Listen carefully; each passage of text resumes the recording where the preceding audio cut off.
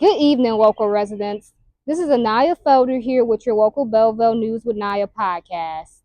As many of you remember, last August, the decision was made to bring nuclear waste here at Wayne Disposable Inc. in Van Buren. This sparked controversy amongst many of our community members. Now, this year, there have been more talks of expanding the capacity at Wayne Disposable Inc., which is why tonight we're here at Wayne County Community Campus's Ted Scott location to attend an informational meeting where EGLE will answer any questions from residents, and residents are here to voice their opinions on the matter. Different news station trucks can be spotted outside, and inside, some camera crews were even spotted. Inside, before the meeting, we're here with Christy from EGLE. Christy, how are you tonight? Very good. Thank you. Can you talk to us about what your position at EGLE is? Yeah, so I'm a permit engineer with the hazardous waste section, and I'm the permit engineer, basically a project manager that oversees the regulatory basis for Wayne disposal. And can you talk to us a little bit about the meeting tonight? Maybe give us a preview of what's going to be talked about tonight. I know more of the nuclear waste coming here is kind of the main topic. Well, that's a portion of it. The purpose really tonight is to give residents an opportunity to ask questions. There's a lot of concern in the community about this facility, and we want to be proactive and answer residents' questions, right? And take it into consideration if we can. So, in terms of what's going to be tonight, it's really about like what they do, what they're proposing to do, and their renewal application. And then also just where were we in the process for this reviewing this renewal application, and then what are the next steps. And so it's also us with EGLE, and then we have EPA here tonight because they also have a portion of the permit that oversees this facility. Thank you for your time, Christy. Yeah. To help answer questions about radioactive waste to our residents, flyers and charts like these were placed around the room for them to view. EGLE employees were stationed around the charts to explain them to our residents. We spoke with one of them here. I'm here with Jay from EGLE. Jay, how are you? I'm doing well, thank you. Can you share with us what your position is before we get started? Absolutely. I'm the Radioactive Materials Unit Supervisor for the State of Michigan's Department of Environment, Great Lakes, and Energy. So I'd like to start with asking you why the decision was made for the waste to be brought here back in August last year. This is a great question. I think the answer that you're looking for is regarding Niagara Falls Storage Site, which is in the state of New York, which is a U.S. Army Corps of Engineers project. And the U.S. Army Corps of Engineers evaluates sites nationwide for whether or not waste can be accepted based on their criteria. Wayne Disposal happens to meet their acceptance criteria for waste from that site. So based on their internal policy and federal rule and state law, the site meets all of those various criteria. So it's not necessarily a state's decision that we decided to let it come here, if that makes sense. It's that the site was suitable to accept the waste. Just to be clear, no waste from that site has been shipped to the facility to date. And can you talk to us with expanding more of the waste from World War II being brought here, what that will look like for our citizens and residents? So it's not necessarily an expansion question specific to an Army Corps. Not all waste that comes from the facility comes from Manhattan Project or U.S. Army Corps or fuse wrap sites, as they're known. So the facility hasn't been expanded yet, but the studies that were conducted around T-norm, right, did evaluate and take into consideration the impacts of increased radiological T-norm disposal. And there isn't an impact that's measurable to the community, right, from an increased disposal perspective. There is a potential increase to those employees, though, that work at the facility. That has been considered. Those employees are in health monitoring programs, and so those risks are evaluated for employees separately from the community, and those are also considered protected as well. So there is no undue risk or increased hazard to the community, in short. What safety measures are taken for residents and workers who deal with this? But the material that's been evaluated and characterized to come here was evaluated for safety to ensure that it is acceptable to put in this landfill in a safe manner. However, many of our residents still aren't sold on the idea of expanding the landfill.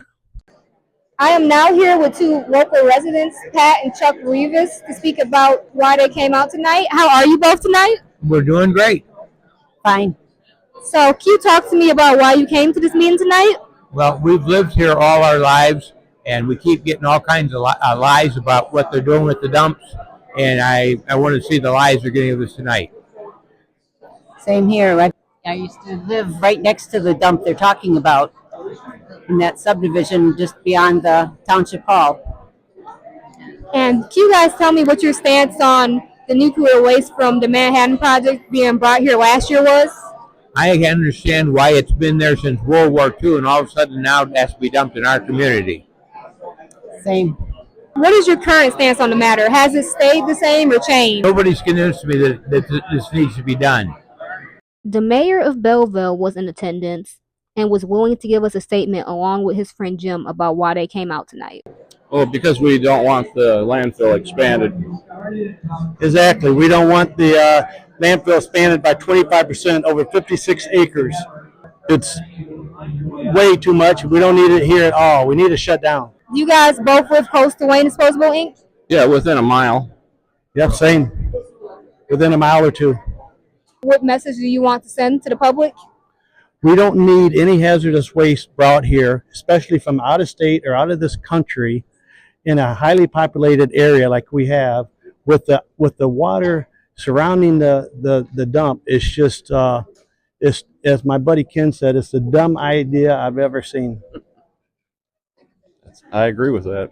That's what I said. What was your stance on this matter last year, and has it changed or remained the same? Oh, this has been ongoing. We have a lawsuit that's gonna be decided on next month on whether they allow the waste from New York to come here from the atomic bomb when they created the atomic bomb. They want to bring their waste from New York to Michigan as well.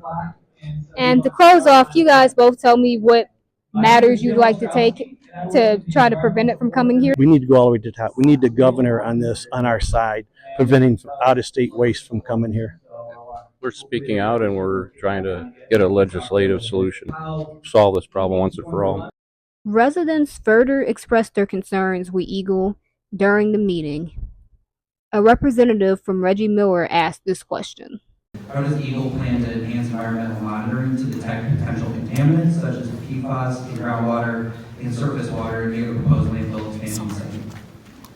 So I can't speak about solid waste. I can speak about this particular landfill that we're doing here.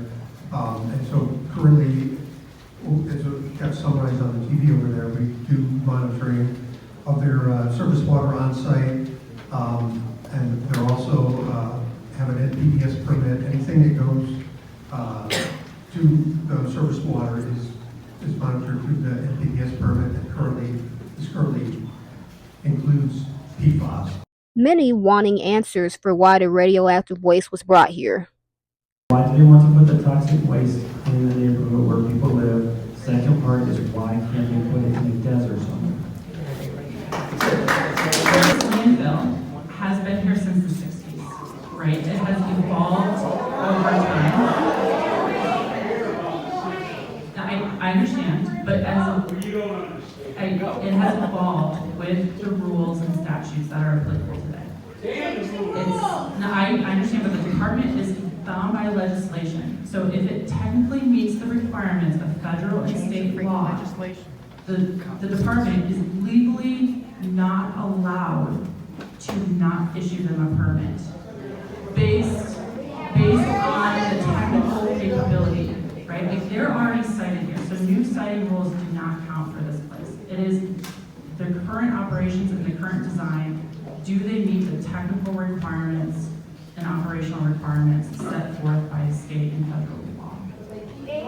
All right. Some questions were even asked and answered regarding how expanding the landfill might affect the future. There's a company in Ann Arbor, I think it was PLS, that has polluted they follow all the federal and state regulations on pollution, and they have ruined all the west side